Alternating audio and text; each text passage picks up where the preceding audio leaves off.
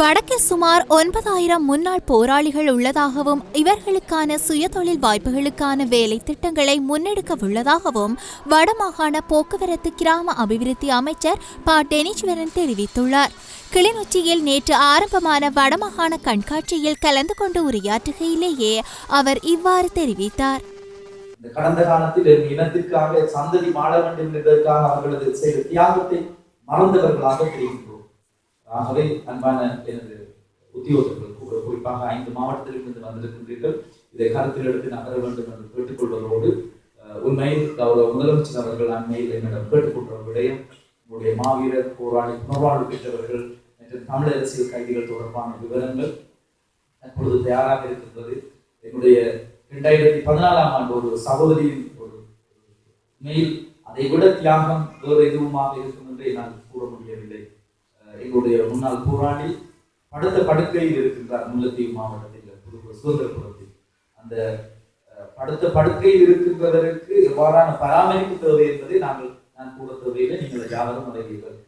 அவ்வாறு இருக்கின்ற ஒரு சகோதரனுக்காக தனது கல்வியை தியாகம் செய்துவிட்டு ஒரு நபர்கள் இல்லை, கட்டிய மனைவியும் அவர் படுத்த படுக்கையில் இருப்பதை பார்த்துவிட்டு விலகி சென்று விட்டார். இரவு பகலாக இருந்து அந்த சகோதரியை வேயர் படிக்க வேண்டிய ஒரு மாணவி தனது சகோதரனை பராமரித்துக் கொண்டிருக்கின்றதை நேரடியாக 2013ஆம் ஆண்டு இறுதி அந்த ஒரு வழிதான் எங்களுடைய இவர்களுக்காக என் இனத்தை வாழ வைக்க வேண்டும் என்பதற்காக தாங்கள் உயிர்களை தியாகம் செய்தவர்களின் குடும்பங்கள் அன்றாட ஒரு நேர உணவுக்கு கஷ்டப்பட்டுக் கொண்டிருக்கிறார்கள்.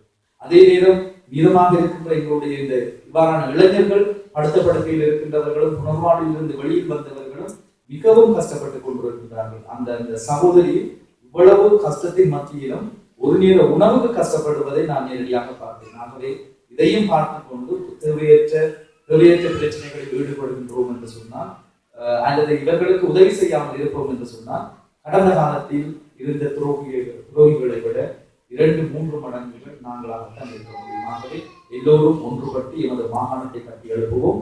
மிக விரைவாக நான் நினைக்கின்ற 16,000 விண்ணப்பங்கள் வந்திருக்கின்றார்கள். என்னுடைய முன்னாள் போராளிகள், மாவீரர் குடும்பங்கள், தமிழரசு கைதிகள் என்று அதில் ஏறக்குறைய 9,500 குடும்பங்கள் எங்களுடைய புனர்வாழ்வு பெற்றவர்களாக இருக்கின்றார்கள். எங்களுடைய வட மாகாணத்திற்குள் 5 மாவட்டத்திலும் ஏறக்குறைய நான் நினைக்கின்றேன் கடந்த வருடம் 860 குடும்பங்கள் அந்த பயனாளிகளாக உள்வாங்கப்பட்டிருக்கின்றார்கள்.